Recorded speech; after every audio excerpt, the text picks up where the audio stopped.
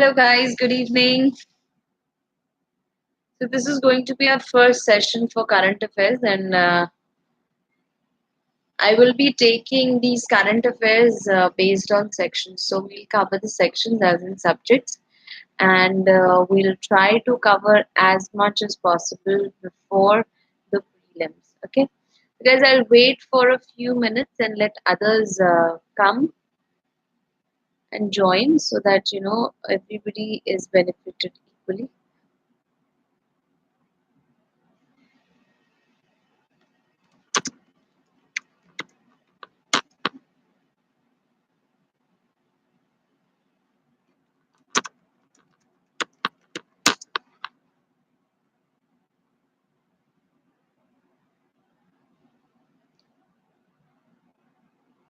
Okay, let's hope others join soon.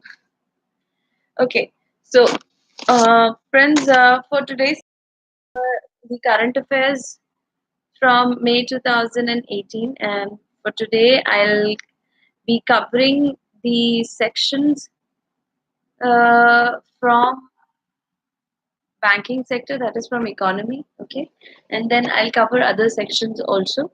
So I'll try to make a schedule of these sections on which day what we are going to do what. But today let's just start with economy and gradually move further to other subjects as well. Okay, so starting with economy, I will first of all take the first section of it, that is banking and financial sector. So I'll just quickly tell you what all sections I have made to be covered under economy. So first definitely is the banking and the financial sector. After that, we'll also look into some of this government schemes and initiatives under the economy. Okay, the economy head. Fine, then we'll go to the external sectors, we'll cover that. We will also look into some of the reports, committees, and awards that were there during this year. Okay, so that if a question is asked in the prelims, we are able to cover that. We look into some of the agencies, departments, committees, and societies and commissions, so that we know which committee said what and what did what, and if there's a question based on some body, we should be able to answer that. And then in the end, we'll look at some of the miscellaneous news here and there. And if I'm missing any of the sections, I'll be adding it simultaneously along with it. Okay. So first, let's start with the banking sector. In banking sector, the first topic that I'm going to cover today is tokenization of card transactions. Now you would wonder that, it is a simple thing that we use a card, we swipe it, and that's how the transaction is done. So, but how these transactions are done? Okay, so there's a new thing that, RBI has allowed, that the RBI has actually allowed the tokenization of debit, credit, and prepaid card transactions. It is being said that this move is going to enhance the safety of digital payment ecosystem in the country. So, what does really tokenization of card transaction mean? But let's just see what it means first. So, tokenization will replace the card details with a code that is called a token, which will be specifically for the card and the token requester and the device being used to pay.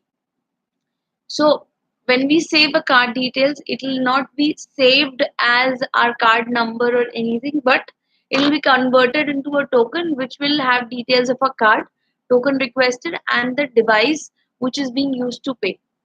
Instead of the card details, the token will act as a card at point of sale terminal and quick response code payment systems. The main goal is to improve the safety and the security of the payments. Okay, so this was a new move to enhance the security of the online or the digital payment system in the country. Fine, so this is what we need to understand. So अब UPSC में question किस तरह से पूछा जा सकता है? अब टोकनाइजेशन हमने देख लिया कि हाँ एक नया मूव था आरबीआई का कि टोकनाइजेशन के, पर हम पेपर में जाएंगे तो ये थोड़ी ना पूछेगा आरबीआई की what is tokenization. They will not ask this, but what has been the pattern कि यूपीएससी में दो स्टेटमेंट देते हैं, तीन स्टेटमेंट दे देते हैं और आपसे पूछते हैं कि इन स्टेटमेंट्स में से कौन सी करेक्ट है या कौन सी इनकरेक्ट है, यही ऑप्शन होंगे. सो अगर हमें इसमें से एक क्वेश्चन बनाना है तो वो क्वेश्चन कैसे बनेगा कि फर्स्ट हमारे पास 3 स्टेटमेंट भी थी जिसमें हमने अभी अभी मैंने बताया कि किस तरह से होगा। तो एक स्टेटमेंट ये हो सकती है, tokenization has been allowed for debit and credit cards only. But okay, that is one thing. We have to find out the correct statement. Second, that it will replace the card details with the code and it will only include the card details. That is the second statement. Third, even after tokenization, the physical card would be required during the transaction at POS terminals.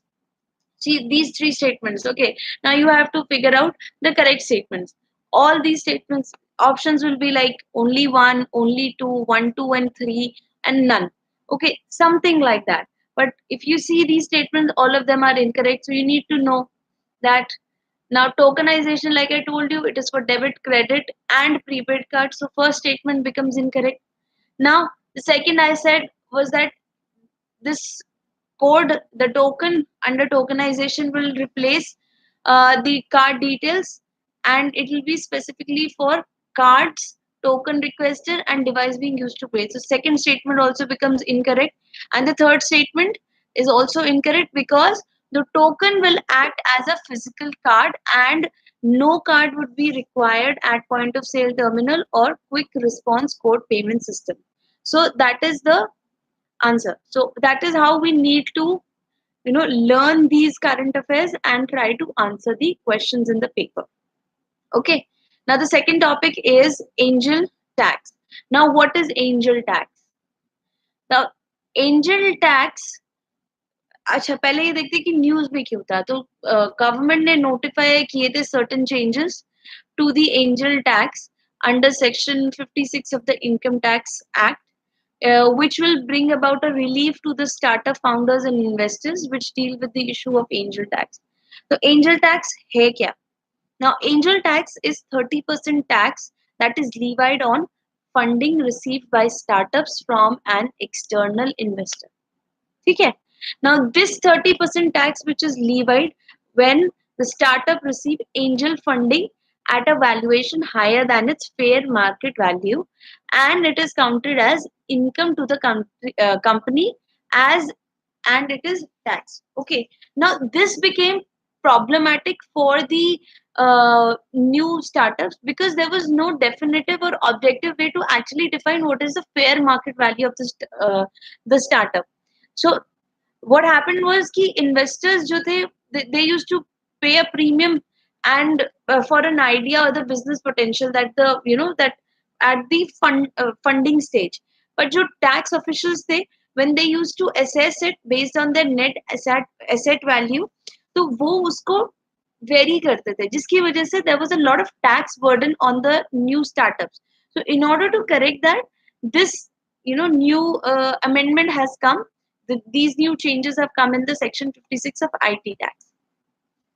Okay, so the next topic is debt to GDP ratio of center and state. So recently एक status paper release हुआ था, center ने release किया था on government debt for 2017-18. Under that, it was found that center's total debt as a percentage of GDP has reduced from 46.5% in 2017-18. Uh, it is actually reduced to this percent, that is 46.5% in 2017-18 from 47.5% in 2014. Now you would wonder what this GDP to debt ratio is or debt to GDP ratio is. So it is a ratio of country's public debt to its gross domestic product. That is by comparing what a country owes with what it produces. So that's how the ratio is found. Okay. Now it was also found that the total debt of the state has risen to 24% in 2017-18, and it was estimated at 24.3% in 2018 and 19. So it has increased by 0.3%. While the center, it is moving in the right direction in terms of encasing committee recommendations on public debt, the states are moving in the opposite direction. States का जो depth है, it is increasing while the debt of center is decreasing. Now you wonder what NK Singh committee recommendations were. So NK Singh was heading the FRBM review committee, and it had recommended this ratio, debt to GDP ratio, for center to be 40% and 20% for the states respectively by 2023. It is said that 60% of the consolidated center and state debt limit was consistent with international best practices and was an essential parameter to attract better rating from the credit agencies. So that is why they recommended a specific ratio under which it should be contained. However, the center is improving as it is reducing its total uh, debt to GDP ratio. However, the centers are moving in the opposite direction and it is increasing day by day. Okay, the reasons why this debt is increasing, it is a mains perspective question, and we shall be discussing them in the coming sessions. I will not be taking that question up today. Okay, let's move to the second next topic. There was a news recently regarding the autonomy of central bank. RBI does not have formal autonomy. Why do we say that? Because while RBI is mandated to ensure price stability while keeping in mind the objective of growth, its board is dominated by government nominees, which actually affects the control of RBI, and the government formally has control over RBI. Now, what is the bone of contention? Section 7, subclause 1 of RBI Act 1934 is the contentious issue, after which the tension between the central bank and the government turned into a public spat. Now, let's see what this Section 7 of RBI Act empowers center to. Now, Section 7 says that the central government from time to time gives such directions to bank as it may after consultation with governor of the bank when it considers necessary in public interest.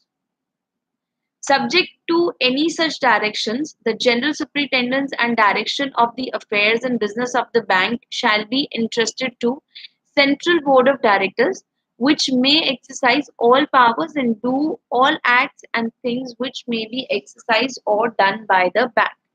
Clearly, this section empowers the government to issue directions in public interest. Okay, so I mean like public interest to the central bank, which otherwise does not take orders from the government. So this is actually intervening in the functioning of the central bank, the RBI. Now let's see what the central board is. So this RBI board, it comprises of officials from central bank and the government of India, including the officials nominated by government. According to RBI, the general superintendence and directions of the affairs and business of RBI is entrusted to central board, and the board exercises all powers and does all acts and things that are exercised by RBI.